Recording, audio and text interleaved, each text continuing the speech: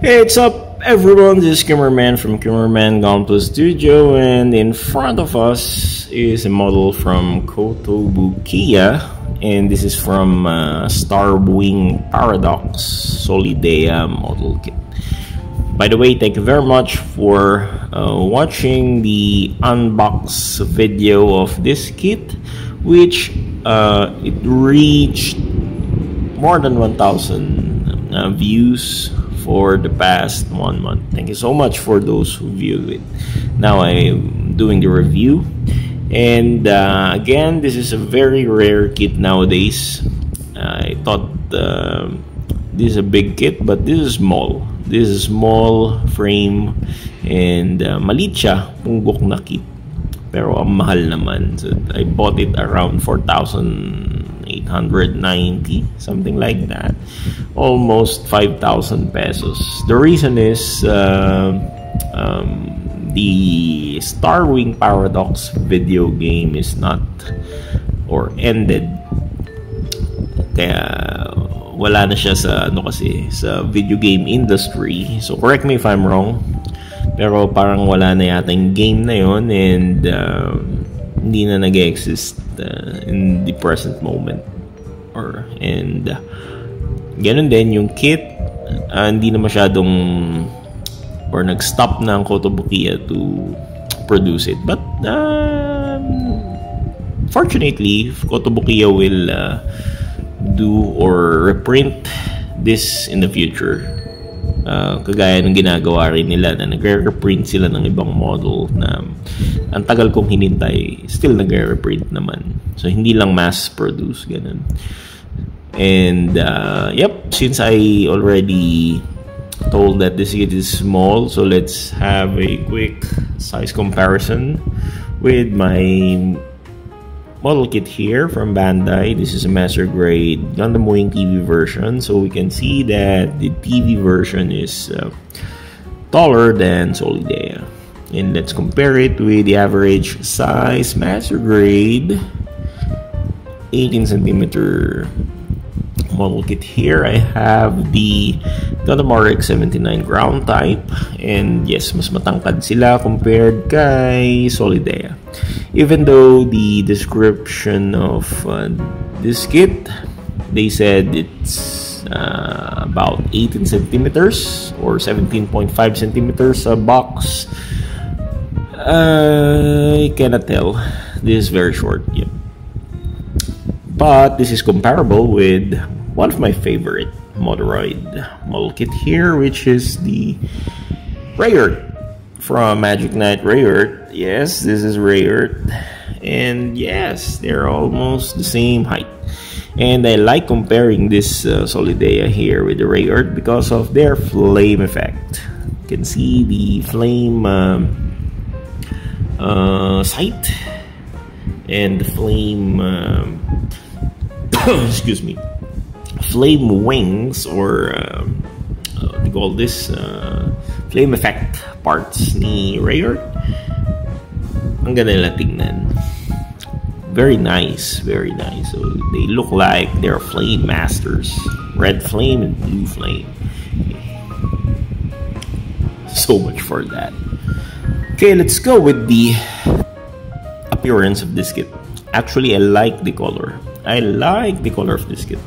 I like the combination of the pink, blue, and this purple parts here, and these gray parts, and this not so dirty white or grayish white here. They all complement each other. Ang ganda ng combination ng color niya. Ang lamig sa mata. Gusto ko. Para siyang tingin ko sa kanya, bubblegum colors. Yeah, para siyang bubblegum. Mukha siyang cake. Mukha siyang candy. Even this flame sight here looks like yung candy na matamis. Di ba ang ganda? So I really like the color. Okay. And the proportion are all are excellent. It's perfect. Hindi ganun ka-exag yung kanyang wings or yung parang flap niya dito, yung booster niya. Hindi ganun ka-exage. Napaka neat lang tingnan. So it's very cute.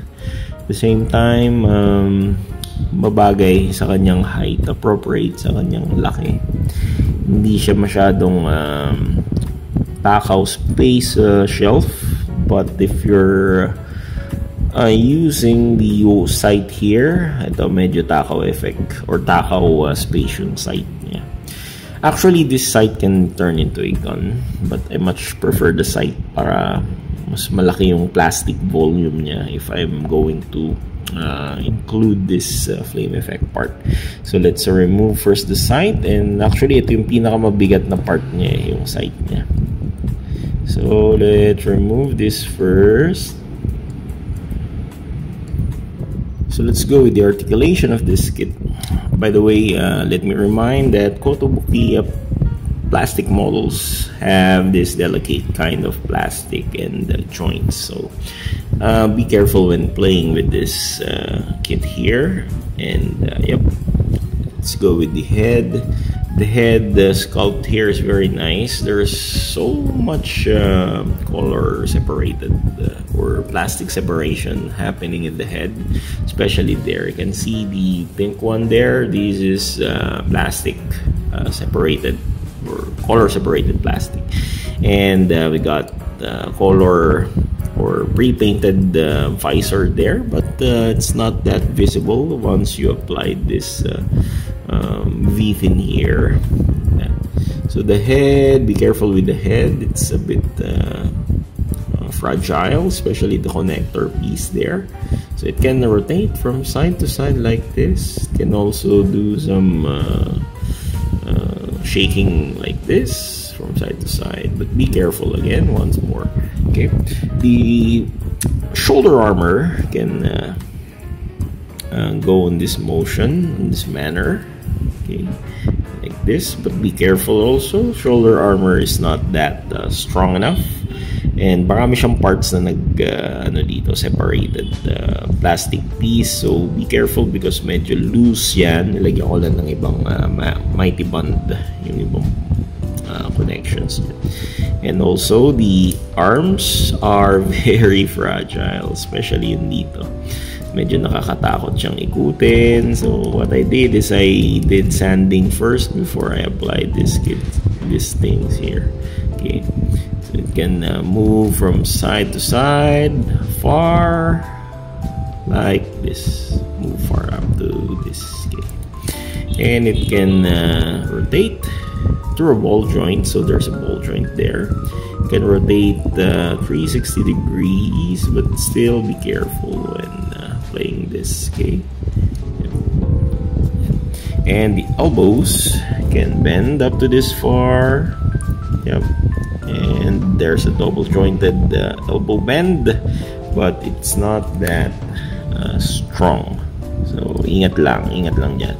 And the hands are on a ball joint, and as you can see, I changed it from Dalin decal hands. Since this is a claw type Dalin decals, it's appropriate with the stock hand, which is also a clawed hands. Yan. Then sa kanyang waist, it can rotate up to this far. Yep, can rotate like that. Front skirt, hindi siya nag-move, hindi gumagalaw yung front skirt niyan. So front skirt are stiff, and the legs can also medyo stiff yung connection ng legs niya, but this is a ball joint connection.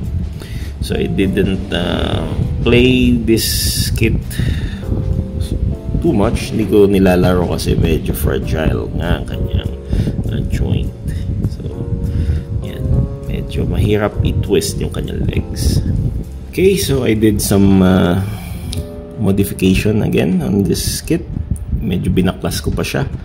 So front skirt can raise up to this far, but be careful kasi medyo hindi ganun ka-strong yung kanyang connection dun sa peg doon. Medyo malambot. the legs can do split up to this far. Yep. And the thigh can rotate, by the way. Can also rotate like that, 360 degrees. And it can kick up to this far. Pero medyo, ano lang, ingat, careful dun sa joint niya. Yep, it can kick up to this far and kick back up to that far. Kaso maharangan siya ng parang Jollibee butt niya. Okay. And the knees can flex like this. So be careful with the knees. Medyo brittle yan. So double jointed bend naman yan. Okay. And the feet here can move from hindi siya kaya ng side to side kasi medyo medyo nakalock, but it can do some plantar extend and plantar flex like that. Okay, so that's it. So dito tayo sa may tail part niya. So the tail part of this kit is really heavy, so mabigat yan. That's why it needs action-based stand, and there's a hole there where you can attach the action-based stand. So ano siya, peg type action-based. So the booster here can be rotated like that. Okay. Ganda nga para siyang tailed. Kumbaga sa parang Kurama mode yung kanyang tail. So it can rotate like this. And it can spread like that. Okay, so it's like a Kurama tail. And it can spread like that. Yes. And like this. Okay. So ang ganda niya tingnan sa likod.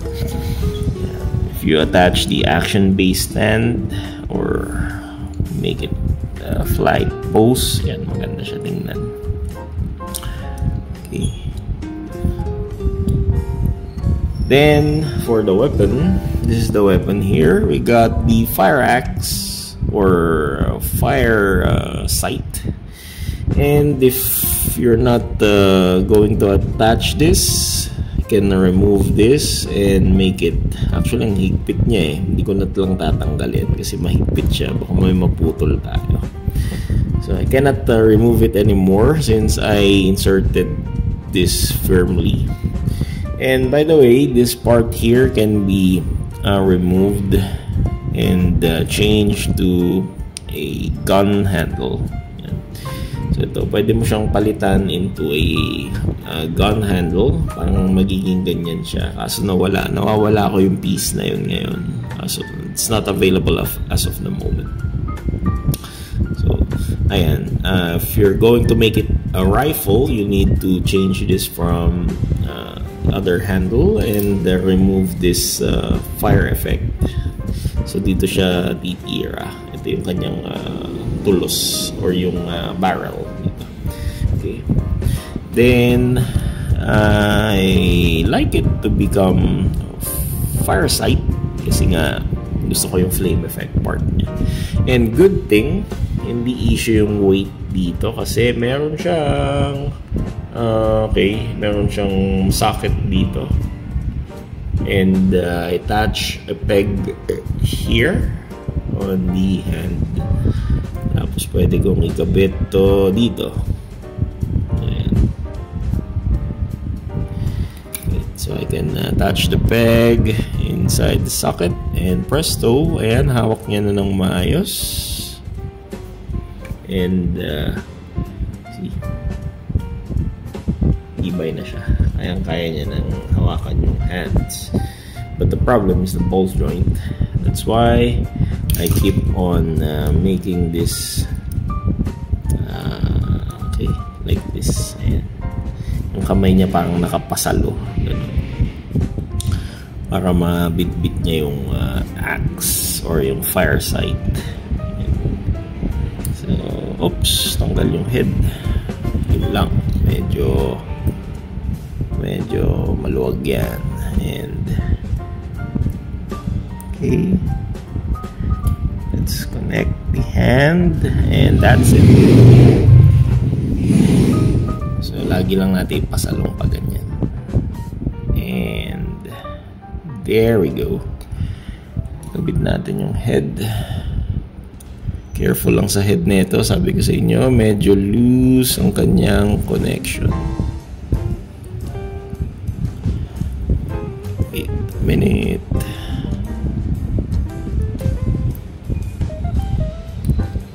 There. So there is your Solidea from Starwing Paradox. Medyo i-twist lang natin to konti. And support dito. Also dito sa kabila. Like this.